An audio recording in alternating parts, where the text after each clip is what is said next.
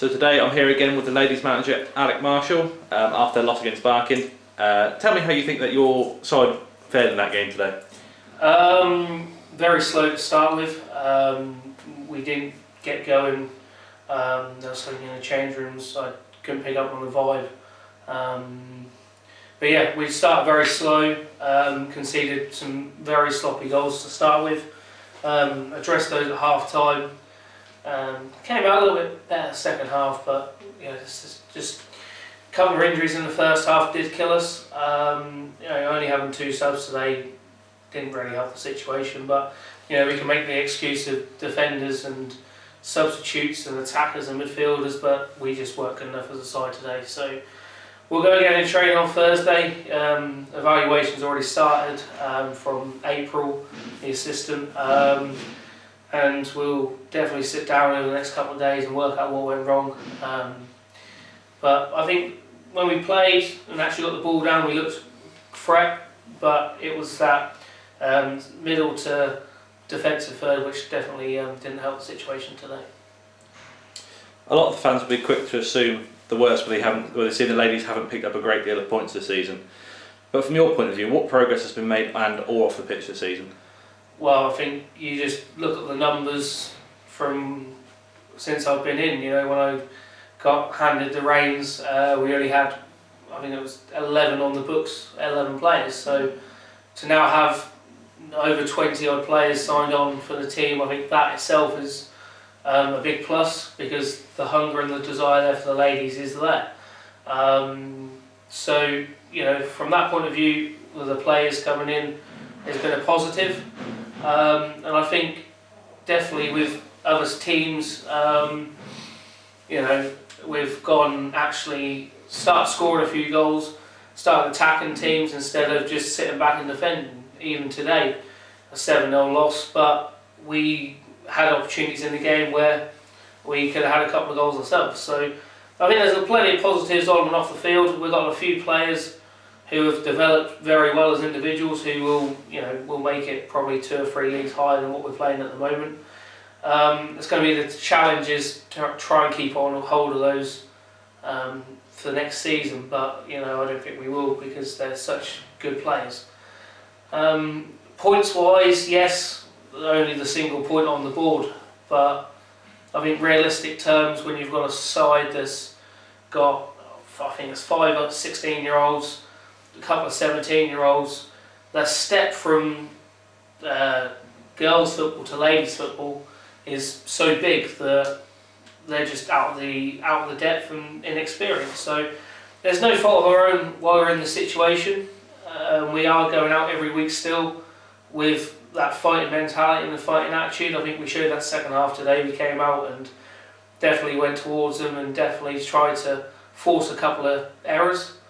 But you look on the face of it, yes, we've had 14-0 losses, 13-0 losses, but this is a young side, inexperienced side, so we've got to kind of build the experience up. The only way you can give that experience is by playing them. So I have full faith in them every week that we can go out and try and play some football. Last season if you look at the league table from last season, we should have gone down last year. It was only because a couple of sides pulled out that we didn't. So straight away this season is a free hit. So we're not using it as a free hit, we're using it as a season where we can develop a team, develop a system, develop a style, and hopefully next year we can definitely try and put ourselves about, no matter if we're in this league or the league below. Leaning on from the inexperienced players that you mentioned, obviously adding young players into the mix. The ladies recently put out a statement looking for players to potentially look up a developmental squad. Can you elaborate on that? Yeah, very excited about that actually. One thing when I first took charge was, where am I getting these players from? You look at the squads around here, Norwich, even Sudbury for example, great academy setups. Link the 2 from girls to ladies with the under 23s, under 19s. And that's a straightforward pathway. We're here, we've got a great academy, and I've been working with Liam. Liam's done a hell of a lot of work on it, to get a girls' academy in, to develop some sort of pathway, because the step between girls and ladies is so big. So you get something in the middle to kind of cut the steepness of the step out. You know, it will benefit the players because the actual academy side, development team side is very educational basis, so it's training 4 or 5 times a week. So we'll become full-time footballers. So it will then create a pathway from that to the first team, which then will then have a first team of virtually full-time footballers. So I'm very excited on how this is going to start. We've already got a couple of players potentially coming through from this development squad. Already been speaking to Liam about that. But even from my perspective, I've had a couple of players approach me wanting to come and trial out. So you know, there's still a lot of hunger and desire around to play, and it's just trying to, you know, cut out that massive step of girls to ladies football, because I think a lot of players are realising that step is so big. So yes, excited to see how it goes, and I think it's something we've been missing out on, within one of the better words, not having that academy there for the ladies. So it's going quite successful from what I hear. We're going to get a few of them up to try and train with us, and then we'll do the same. We'll go across and train with them on a Friday night as well. I believe with 8 or so games left to go this season, what's the plan looking like for the rest of the season? I know you mentioned it's a sort of free hit. Have you got any expectations? Yes, me and April sat down over Christmas to try and work out where we would go from this year. We're still in the plate, so we've got that coming up in 2 weeks' time away at Fakenham, 28th of January, I believe. So we've still got an opportunity there for a bit of a cup run if we can.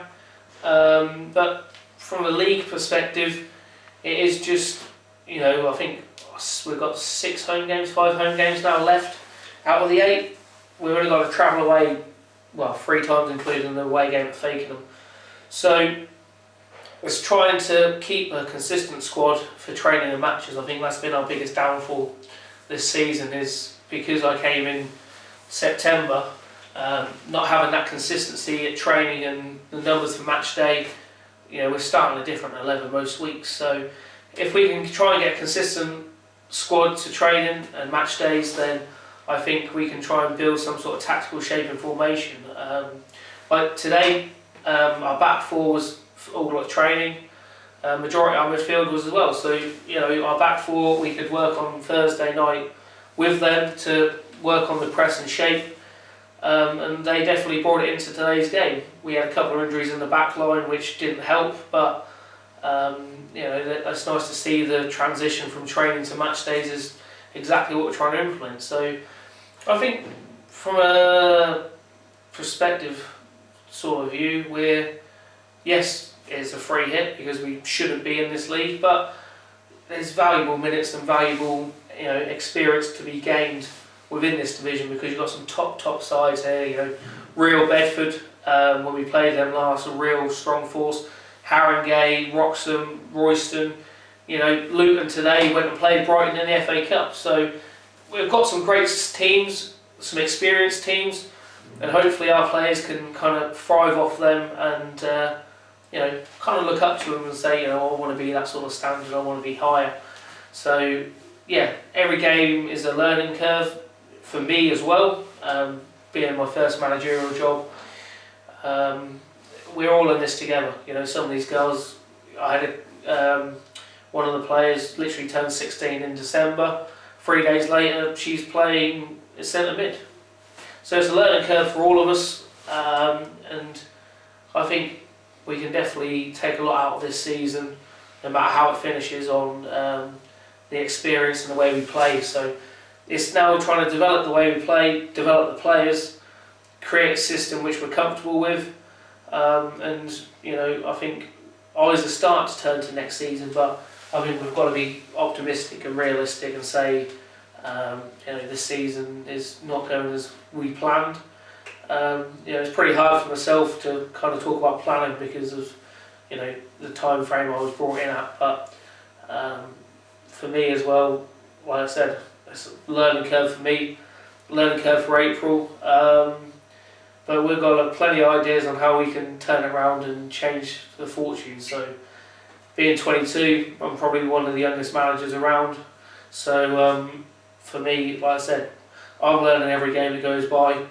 I was delivering some training last week, and a couple of players pulled me to one side and watched me to change it. Changed it, the game then flowed well. So, like I said, it's a learning curve for me, learning curve for everyone else. So this season is just gaining that experience and gaining that understanding of how brutal this league can be. And finally, looking on to next season, I'm sure you're aware of the buzz that's developed around the new investment from TSI that has recently been put into the club. How do you believe that can help benefit not just the ladies but the whole club? Yeah, there's a lot of excitement about that. I know Steve's been working absolutely tirelessly, spending a lot of his own personal money travelling around the world trying to find this money. Was scary times as a fan myself to someone who works here. Yeah, it was worrying times for a lot of fans, a lot of staff, and I'm sure Steve was quite worried as well. But fair play. We've got new investors coming, and for me as a fan and a person who works here, I'm absolutely over the moon by it. How it can help us, like I said, the academy. We keep investing money into the academy. We can make that direct chain and that direct link to the first team. So having that extra investment means we can get extra equipment, kit in.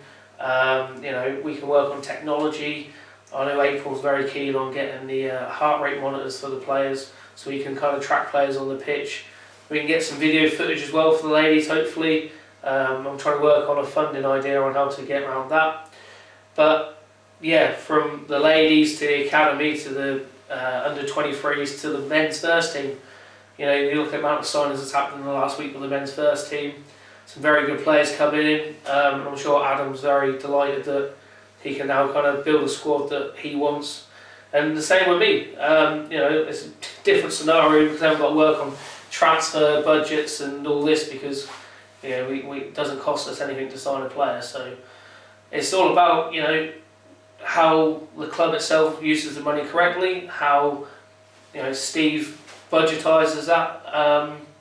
But yeah, from my perspective, it's very exciting and gives the club a bigger avenue now to push on and from the ladies, hopefully get a couple of wins to end the season on, and the men as well to start picking up a few points as well. So I think on the face of it all, it's a great move, and yeah, let's watch this space. Right, I think that wraps everything up today. Thank you very much. Yes, thank you.